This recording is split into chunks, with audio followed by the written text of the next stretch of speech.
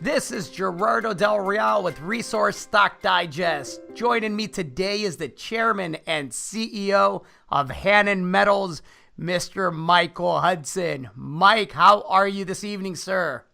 G'day from down under, I should say. Morning here, but very well, thanks, Gerardo. Thanks for coming on early in the morning your time. Copper is flirting with $3 a pound. It seems like China and the U.S. are further in their dialogue since the last time we spoke. That, of course, is positive for the base metal price. The other side of that, too, is that a lot of the inventory is coming down, so the copper backdrop is good. A great time for Hannan to secure an additional 25 kilometers of mineralized trend at the San Martin sediment-hosted copper project in Peru. You're putting together a district-scale base metal play in Peru. Can you talk to us about the latest piece of news, Mike? It's basically done what we set out to achieve here, Gerardo. We've got 75 kilometres of this trend with copper coming out into creeks of this very encouraging style of mineralisation that produces plus 20% of the world's copper. This is an unknown discovery, essentially. We've got 75 kilometres, as I say, of a 110 kilometre basin. So we've got a majority of it first mover advantage, and the first movers are traditionally those that make the big discoveries first, and that's what we're aiming to do here. Now, I think it's interesting, Mike, that you have the base metals covered, obviously, with the copper and some zinc there, but there's also a precious metals component with the silver. A lot of these targets appear to be copper-silver targets. Can we talk about that aspect of the project? Yeah, so Canche is this new area that extends the trend to 75 kilometres. It's an additional 25 kilometres, as you said, and there's two styles of mineralisation that we've identified there. One is the sediment-hosted copper that we found 40 or 50 kilometres north of us at Tabalosos, and that was over 15 kilometres in creeks, grab samples averaging 2.8% copper and almost an ounce silver. So that's the main target here.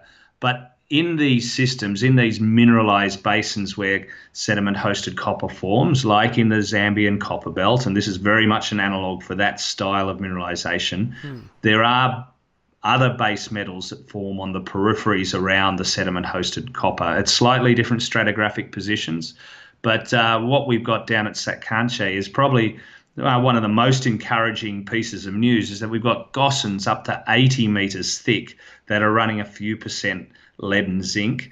They're anomalous in copper. They show this evolving basinal system that can develop very significant thicknesses. There's multiple gossans over multiple kilometres, and we've got a lot more work to do to refine those down. But this is a big system, 75 kilometres, gossans up to 80 metres thick, high grades, running over that entire 70 kilometres that we've found at very early stages. Once again, early stages, but this is a brand new discovery of a style that is sought by the majors in a jurisdiction that is welcoming to the majors.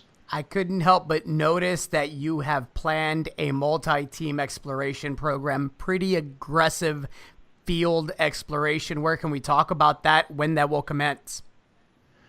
The rainy season finishes at the end of April, essentially. So we've had a team there on the ground just over the last few weeks doing some reconnaissance and starting to plan for that. But because this is a much easier exercise to prospect the creeks first, to find these boulders of copper that are shedding from the hills around the creeks, we need those to be somewhat dry and the rains to hold off. So come late April, May, right through until August, September is the optimal time. And so we're going to have lots of geologists, probably 4 teams. We're working on that now. So 4 geologists and sampling teams, and importantly, community access teams to discuss with the locals what we're doing and make sure that we're earning that social license as we're going ahead of our work to do it first.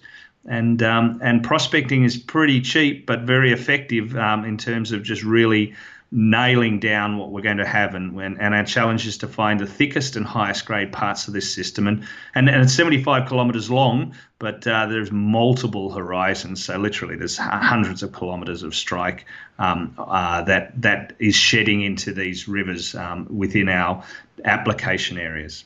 There's many people that believe that Peru is next on the list for a discovery boom. I've heard whispers of other companies that likely have made recent discoveries, nothing validated or verified, but the next couple of weeks I think will be telling. So exciting stuff to kind of have the first mover advantage that you have. I got to ask about Ireland, Mike. Can you update shareholders on that front? Because I've also heard whispers of interest in the project there.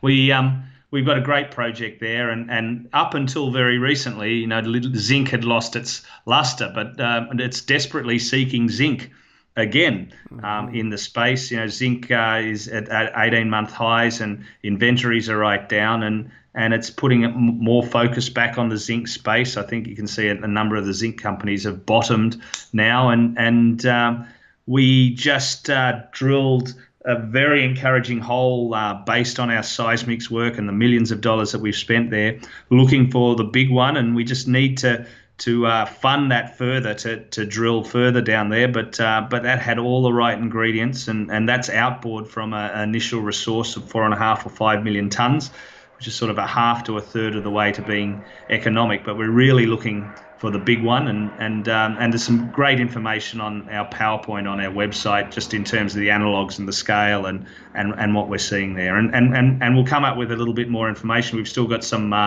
assays to report from that drill hole. As we said, there was no visible lead and zinc, but what we're hoping to see is vectors and anomalism, and seeing the 95, 97 percentile anomalism, which is really important to vector into that system. Well, exploration is a process. You're off to a great start with the resource in place in Ireland. You have Peru now diversifying jurisdictions and commodity types. That's a lot of shots on goal for a company that has a market cap of approximately 5.2 million Canadian. Mike, anything else that you'd like to add? We're doing what we love and creating value in the engine room of the mining business. Well said. Thank you for your time, and thank you for the update, Mike. Thanks, Gerardo.